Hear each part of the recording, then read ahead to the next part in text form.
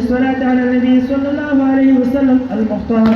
فقد قال الله الملك الجبار: إن الله وملائكته يصلون على النبي يا أيها الذين آمنوا صلوا عليه وسلموا تسليما.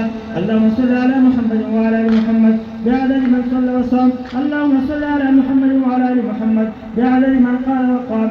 وصل على جميع الأنبياء والمرسلين وعلى كل ملائكة المقربين وعلى عبادك الصالحين برحمتك يا أرحم الراحمين.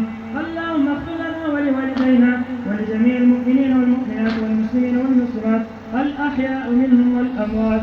اللهم لعن الكفرة الذين يشركون. مالك يوم الدين. أفلح من تزكى وذكر اسم ربه فصلى. بل صحف إبراهيم وموسى. الله أكبر.